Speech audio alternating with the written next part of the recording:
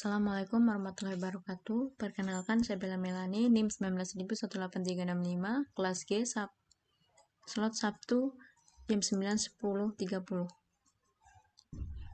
Di sini saya akan mempresentasikan hasil responsi APPL dengan kode soal A, yaitu studi kasus aplikasi presensi online. Yang pertama yaitu untuk kelas diagram. Kelas diagramnya saya membuat di Draw.io. Di sini terdapat 4 kelas, yaitu admin, pegawai, presensi, dan bagian.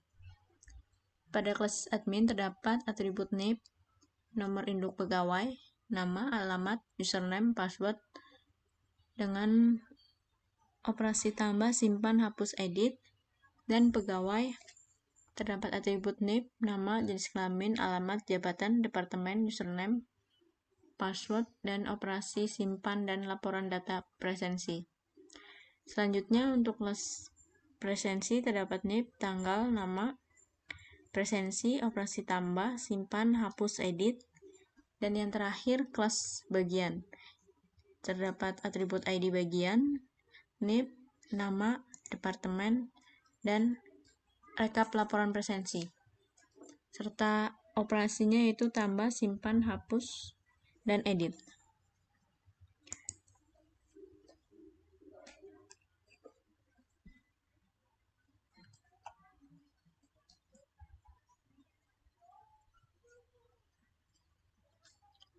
Untuk analisis pada kelas diagram yaitu kelas admin dengan kelas pegawai menunjukkan hubungan asosiasi di mana admin meregistrasi pegawai.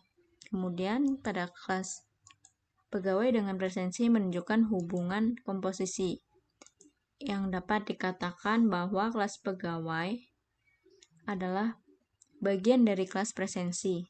Artinya, presensi tidak dapat dipisahkan dengan data-data pegawai. Apabila presensi tidak terdapat data pegawai, maka sebuah presensi tidak akan terjadi atau berjalan. Selanjutnya, kelas presensi dengan admin menunjukkan hubungan asosiasi satu arah. Kejadian terjadi hanya dari salah satu kelas. Sedangkan kelas yang lain pasif, karena hanya admin yang dapat melakukan pengubahan data presensi pegawai. Dan kelas admin dengan kelas bagian.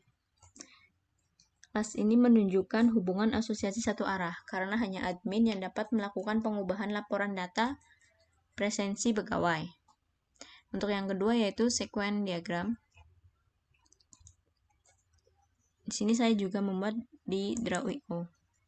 Nah, untuk sequence diagram sendiri ini ada dua proses, yaitu untuk proses pegawai, dan admin. Untuk yang pertama yaitu admin.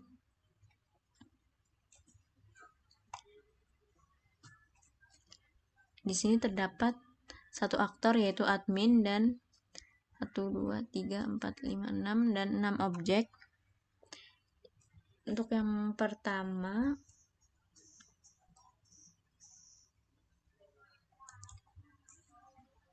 yaitu sequence diagram. Di sini terdapat 14 message atau pesan.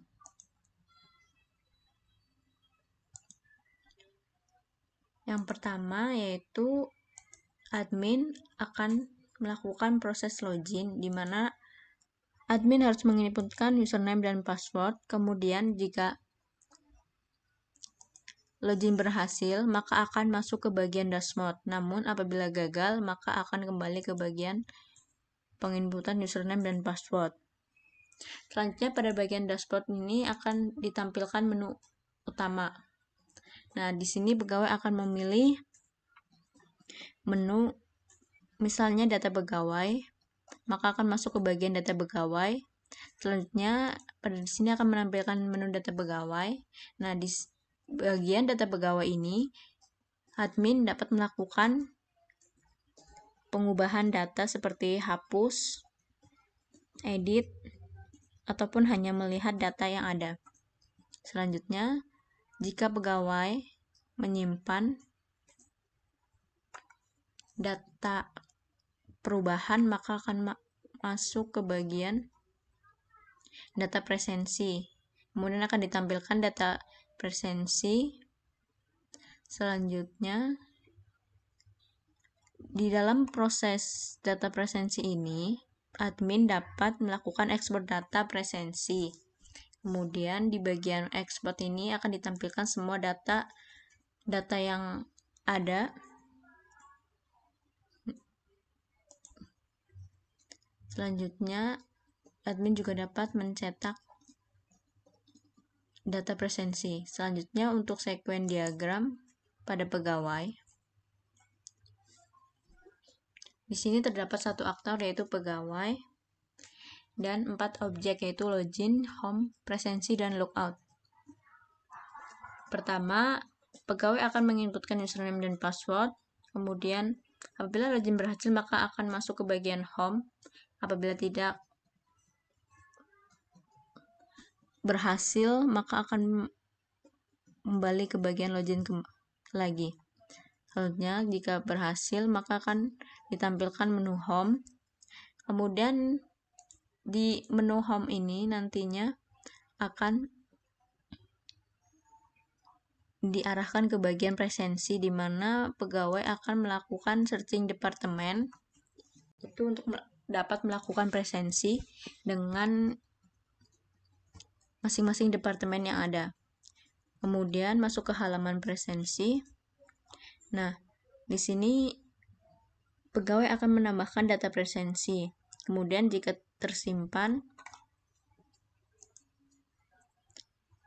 maka data tersebut akan tersimpan ke bagian admin. Selanjutnya akan keluar dari sistem.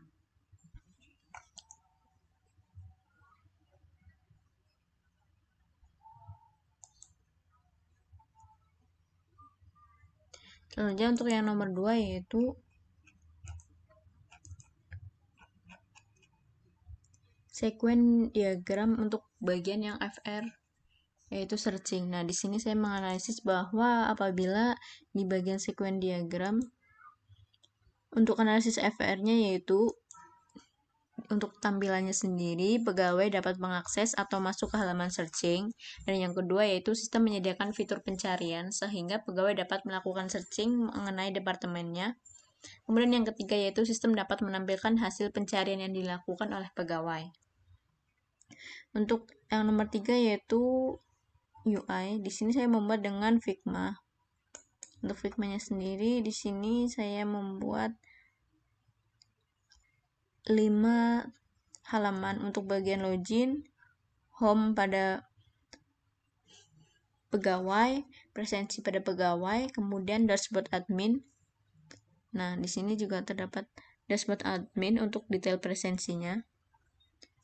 Untuk jelasnya kita lihat yang pertama yaitu halaman login. Nah, di sini terdapat penginputan untuk email dan password. Kemudian jika login telah berhasil maka akan masuk ke bagian presensi. Nah, di sini merupakan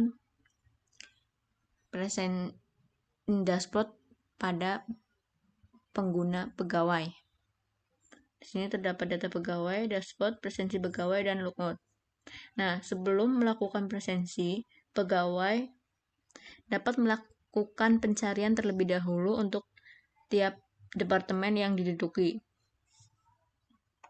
Setelah melakukan pencarian, kemudian menekan tombol presensi, maka akan masuk ke bagian departemen kayak gini. Misal kita melakukan departemen IT, kemudian di sini akan tampil nama, nomor induk pegawainya, nama, tanggal, dan presensi. Di bagian presensi ini nantinya ada tombol, ada button, ada 2 yaitu presensi itu hadir dan tidak hadir. Seperti itu. Untuk yang ketiga yaitu halaman presensi untuk dashboard admin maksud saya. Nah, di sini terdapat detail informasi data presensi dari pegawai yang berdasarkan nomor, tanggal, nama pegawai, departemennya, kemudian status hadir atau tidaknya, kemudian aksi. Nah, di sini aksi itu kita dapat melakukan hapus ataupun edit. Ini merupakan halaman dashboard admin. Kemudian untuk yang halaman ini itu merupakan halaman pada admin juga. Nah, di mana admin dapat melihat secara detail, misal dari tanggalnya, nama pegawai, kemudian waktu datangnya jam berapa, waktu pulang jam berapa, dan status hadir atau tidaknya, aksi, dan untuk melakukan aksi hapus ataupun edit. Nah, admin di sini dapat melakukan ekspor data atau cetak data berdasarkan tipe file CSV, PDF, seperti itu, dan dapat melakukan penambahan pegawai baru.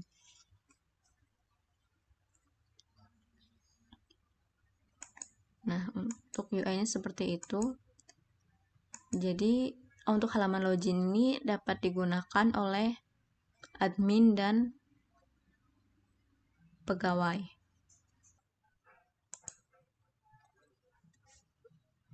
Untuk nomor yang 4 selanjutnya yaitu penghitungan UCP, di mana di sini kita terdapat penghitungan UAW, UUCP, TCF, ECF, dan ER. Untuk yang pertama yaitu Unadjusted Actor Weight, di mana di sini terdapat tipe aktor yaitu Simple, Average, Complex. Nah, untuk ketentuannya, apabila simple berarti bobotnya 1, average 2, kompleks dan 3. Untuk nama aktornya, di sini saya terdapat 2 aktor yaitu admin dan pegawai. Sehingga tipe aktornya yaitu kompleks, maka jumlahnya 2. Untuk penghitungan UAW berarti bobot dikalikan jumlah. Berarti 3 dikalikan 2 sama dengan 6. Kemudian untuk UUCW-nya yaitu untuk nama use case-nya di sini terdapat login, verifikasi login, dashboard admin, dashboard pegawai, data pegawai pada admin, data pegawai di pegawai bagian dashboard pegawai, presensi di pegawai, detail presensi, recap presensi di bagian admin, dan logout. Untuk nama transiknya di sini ada untuk loginnya yaitu dengan tipe use case-nya simple, verifikasi loginnya simple juga, dashboard admin simple, dan dashboard pegawainya yaitu average. Data pegawai pada admin average, dan data pegawai di pegawai juga average. Presensi pegawai juga simple, detail presensi simple, recap presensi simple, logout simple. Nah, untuk pengkategorian average apakah simple, di situ terdapat kategori, yaitu apabila kurang dari 4 maka dikategorikan sebagai tipe use case yang simple. Selanjutnya untuk tipe use case yang average berarti lebih dari 4 sampai 7 transaksi yang terjadi. Nah, untuk penghitungan UCP di sini saya mengikuti di mata kuliah APPL. Maka untuk penghitungannya UCW-nya yaitu untuk simpelnya di sini terdapat 5, 1, 2, 3, 4, 5, 6, 7. Terdapat 7. Nah, untuk bobotnya sendiri 5 dan average-nya terdapat 3, 1, 2, 3. Kompleksnya tidak ada, maka untuk penghitungan UCW-nya yaitu 5 dikali 7, 35, 10 kali 3, 30, sama dengan 65. Dan untuk UCP-nya yaitu hasil dari UAW ditambah dengan hasil UCW, maka dihasilkan 71. Untuk TCF-nya sendiri untuk bobotnya di sini sudah ditetapkan berdasarkan rumus. Kemudian untuk nilai yang ditetapkan, saya menetapkan 5 untuk T1, T2, 5, T3, 3, T4, 5, T5, 5, T6 sampai seterusnya, dan untuk nilai faktornya seperti ini. Dan untuk penghitungan TCF-nya yaitu nilai faktor di sini dijumlahkan, maka dihasilkan 1,1.